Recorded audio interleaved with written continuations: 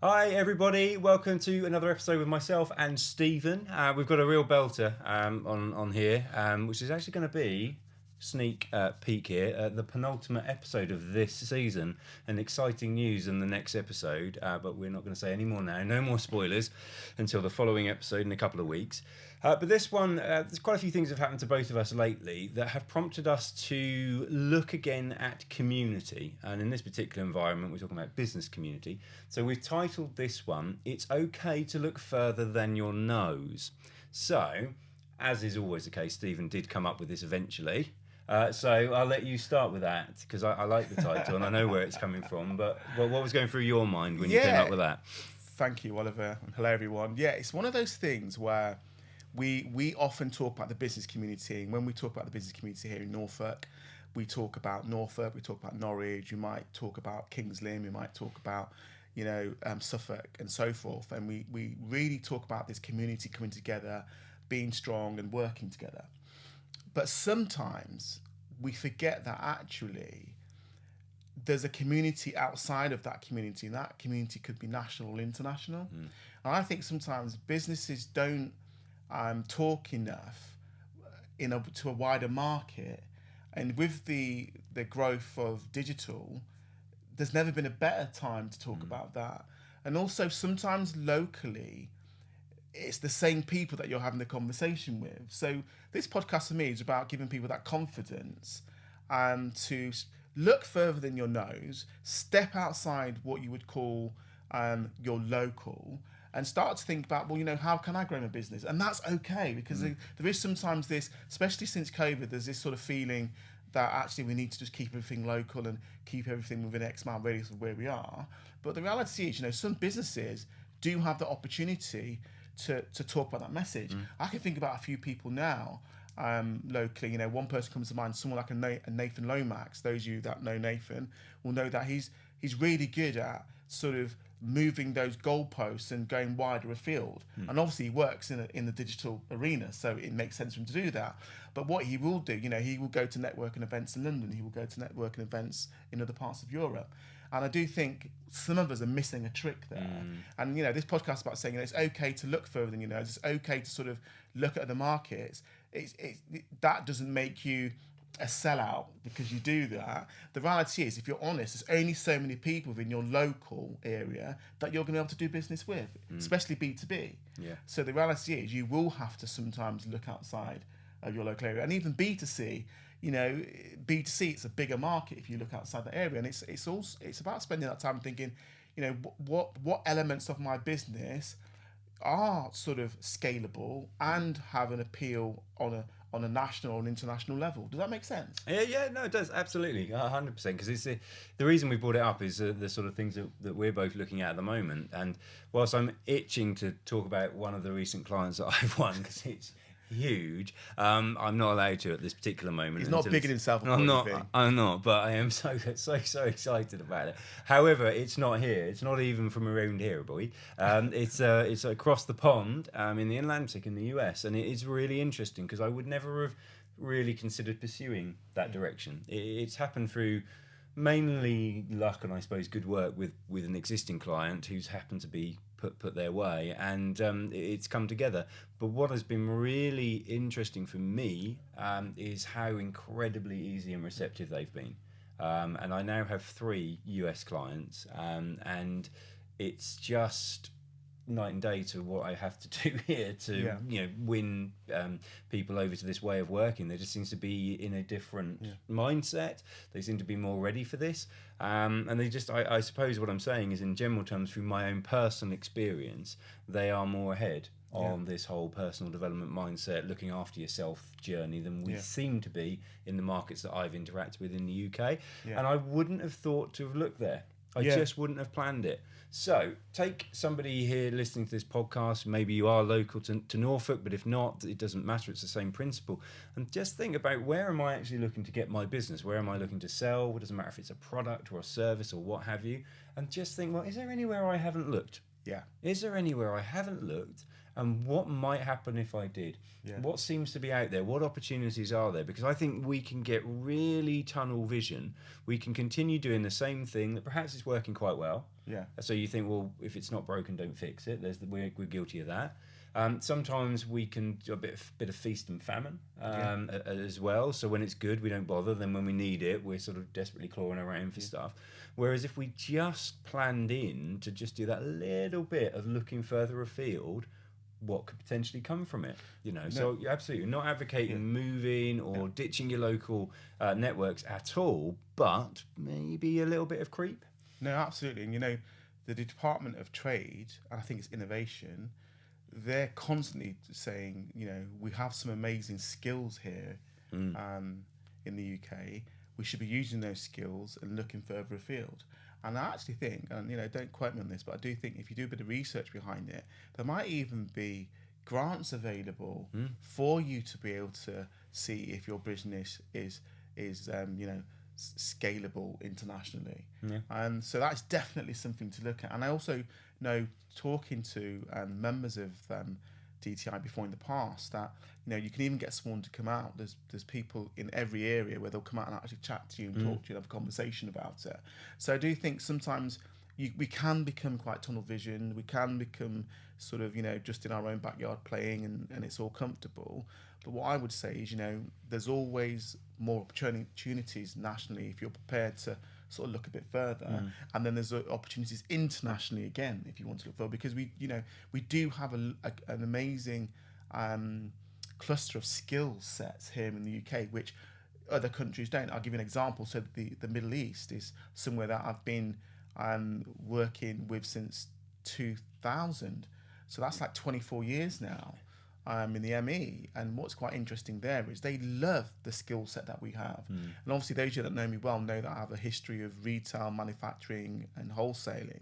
And those particular areas are areas which they don't have a history.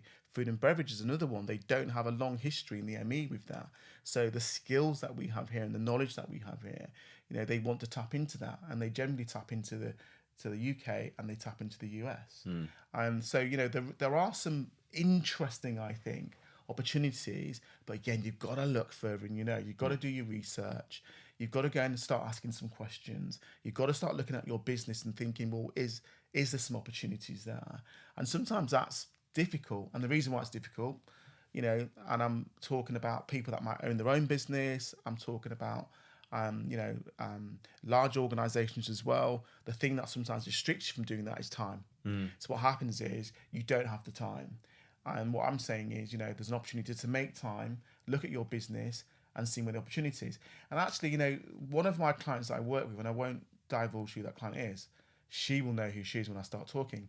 But this particular person has really grown her external persona to help her brand grow. And she's invested quite a lot of time on how can I communicate my business externally? And, sometimes we spend so much time communicating our business to our end user, which is right. But do we communicate our business externally as an opportunity to grow? So that's about saying, where's the new opportunities? That's not just about marketing to the current businesses and the current consumers that you have. It's having those two channels. And there's a second piece of this, and that is how much time and effort do we spend communicating internally so that our people internally can communicate our message. And I think that's something that's quite interesting as well. But that fits into that category of that's where you might then find the opportunity to grow the business nationally or internationally, because you've communicated that internally, externally on both channels, and all of a sudden, opportunities come. And with digital, it's never been easier, right?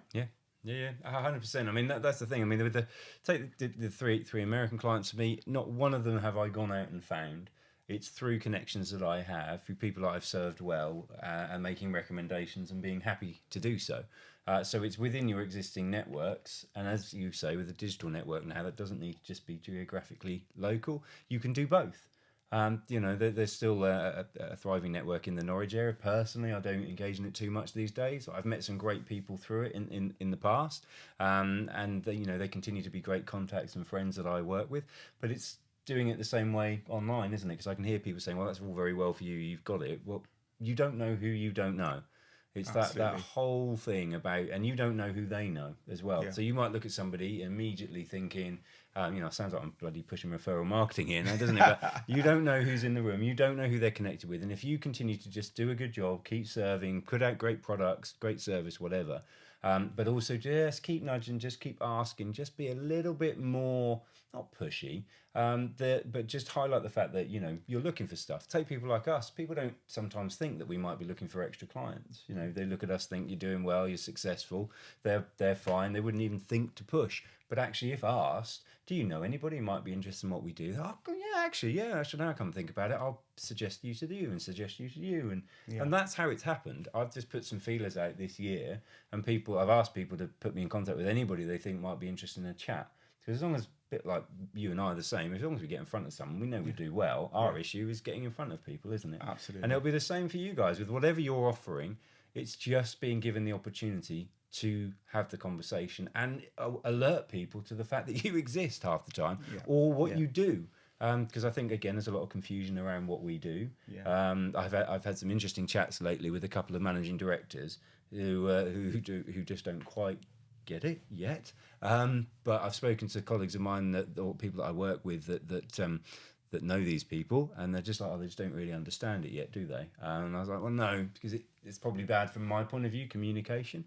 But yeah, that whole piece around being a bit more deliberate, getting out of your comfort zone, because I imagine part of what we're talking about here is people becoming comfortable and feeling comfortable in that area, and they don't really want to push out and get comfortable with feeling uncomfortable, if that makes sense. And the thing is, we're not sat here saying, you have to grow your business. We're not sat here saying you need to do this, you need to do that. It's more around just, are you taking up the opportunity, whether that's now, next or later, in terms of thinking, wow, how could you potentially talk to a wider audience? And sometimes, I see some people, and you can see that they're a little bit exasperated and a little bit stressed and concerned about the local market. Where's that extra business going to come from? And my point is, it's just giving yourself another channel. If you look at it as another channel to market, which I think is a great way to look at it. And also, like you said, you don't know who wants your services unless you start talking about it more. Derek Manali, when I was at Norwich City Football Club, used to always say, when people start complaining you've spoken to them too many times about what you do, then maybe you might have a little think about not talking about it anymore. Yeah. But until that happens, just keep talking about it, because people often will say, I didn't know that existed. Only this week someone said, I didn't know that a service like yours actually existed, and there was that opportunity to be mentored and coached and to get that help. I didn't know that existed.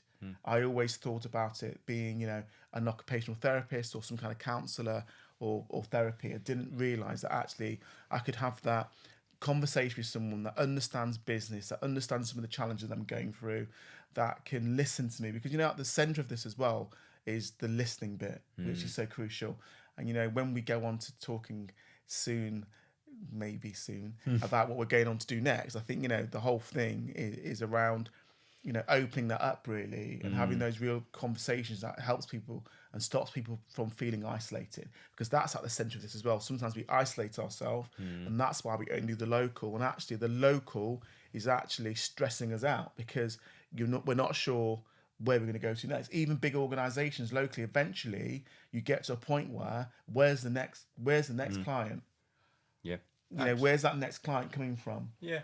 Well, again, going back on more recent events with the first lockdown.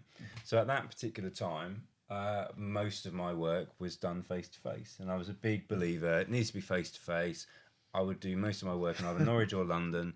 I'm like, I'm not doing any of that video call crap. It's not human enough. There's no interaction. I won't be able to read them, blah, blah, blah. I told myself a lot of BS. And I suddenly had no choice because when that lockdown came, I said, well, this has been fun.